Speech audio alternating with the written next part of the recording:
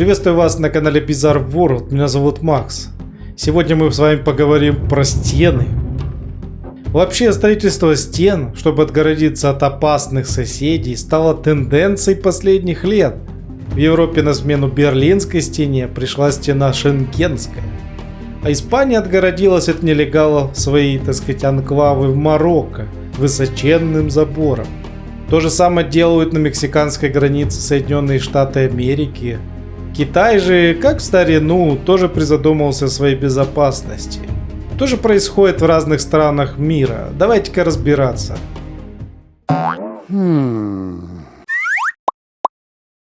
Любопытно, что еще в 2018 году на границе с Россией Эстония решила также построить стену высотой 2,5 метра и длиной около 108 километров.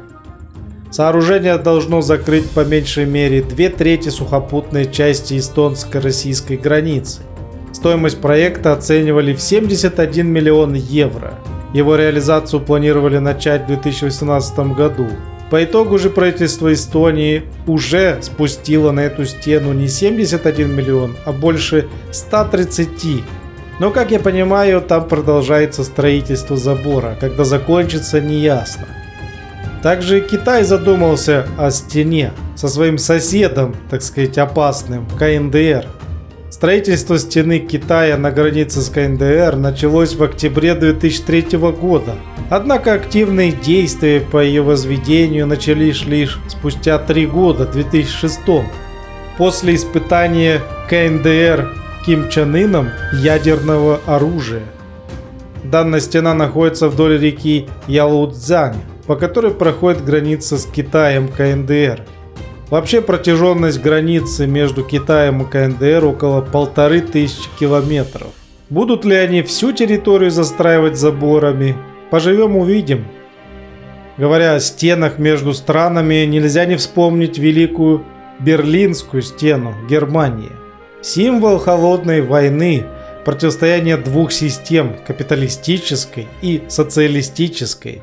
Начало сооружения Берлинской стены выпало на лето 1961 года, когда власти ГДР поняли, что не могут больше терпеть массовую миграцию молодых людей, образованных в ФРГ. Свыше 200 тысяч человек в год уезжало в ФРГ. В общем, сооружение Берлинской стены предшествовало серьезное обострение политической обстановки вокруг Берлина. Оба военно-политических блока НАТО и Организация Варшавского договора ОВД подтвердили, непримиримость своих позиций в германском вопросе. Возведение же Берлинской стены началось неожиданно ночью, 13 августа 1961 года. Бетонная стена и колючая проволока разделили город на две части – западный и восточный Берлин. В этот день жители обоих частей Берлина проснулись и увидели, что разделительная линия отцеплена, и полным ходом идет подготовка к строительству постоянного сооружения. Люди на Востоке растерянно смотрели на все это и понимали, что убеждать уже никого не получится. Общая длина Берлинской стены составила 155 километров, из них 45 километров пролегало в черте города, разделяя иногда одну улицу на две части.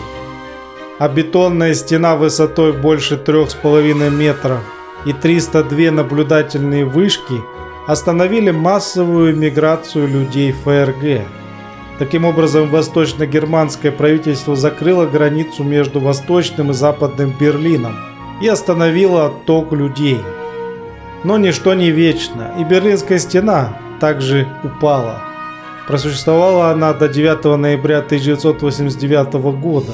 Сотни тысяч жителей Восточного Берлина, услышав новость о том, что пропускной режим упрощается, пошли к Берлинской стене. Пограничники же, не получившие приказов, как себя вести, сначала пытались оттеснить людей, но затем уступили массовому напору и были вынуждены открыть границу. Встречать гостей с востока шли тысячи жителей Западного Берлина. Теперь, что касаемо Соединенных Штатов Америки. У них все началось в декабре 2005 года, когда Нижняя палата Конгресса США проголосовала за строительство разделенной стены вдоль американо-мексиканской границы. Целью этого строительства было уменьшение потока контрабанды и нелегальных мигрантов в США. В том же году был принят закон о смягчении требований по защите окружающей среды. Это позволило проложить более 800 километров стены через заповедные территории. Американо-мексиканская стена – это не сплошной бетонный монолит. На самом деле это целая система заградительных барьеров, созданных, чтобы препятствовать нелегальному проникновению людей через границу.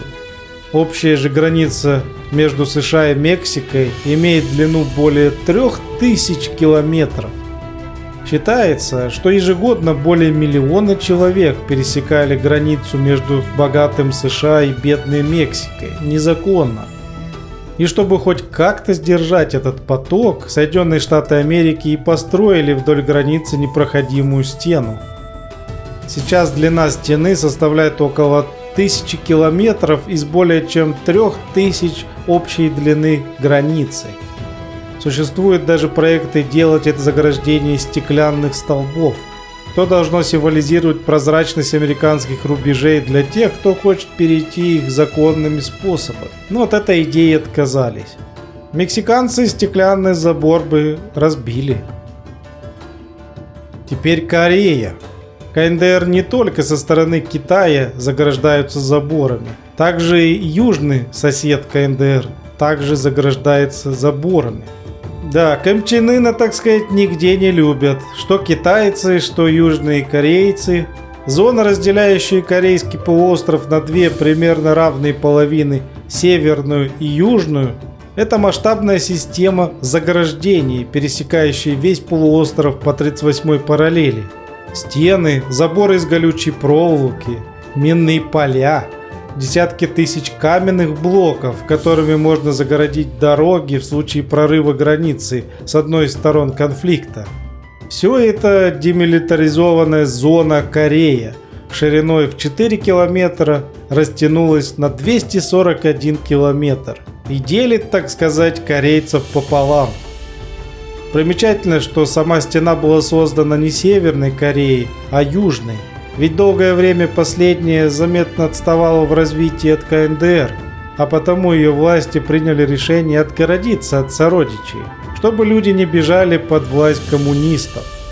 Спустя несколько десятилетий перебежчики стремятся уже в другую сторону.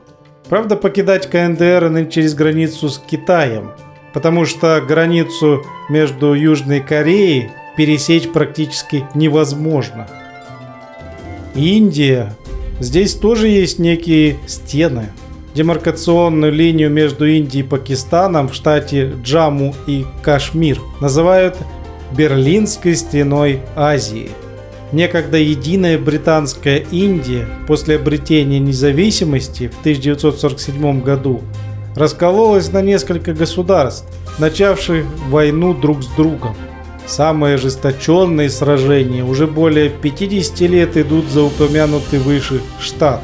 Несмотря на официальное перемирие, пакистанские боевики регулярно нападают на индийские войска. И чтобы прекратить эти налеты, власти Индии решились в 1990-х по 2004 года соорудить 550-километровую стену, которая бы прекратила конфликт. Мы переместимся в Англию. Линия мира в Белфасте – это некий наглядный пример тому, что разделенные стены могут существовать даже в самых богатых странах мира. История британо-ирландского конфликта насчитывает уже около 1000 лет.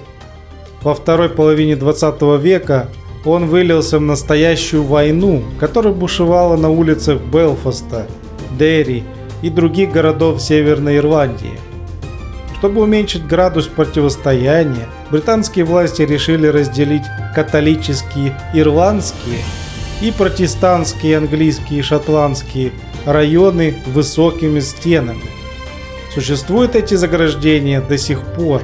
Правда, сейчас ворота через них не закрываются на ночь. Вот такие мы люди.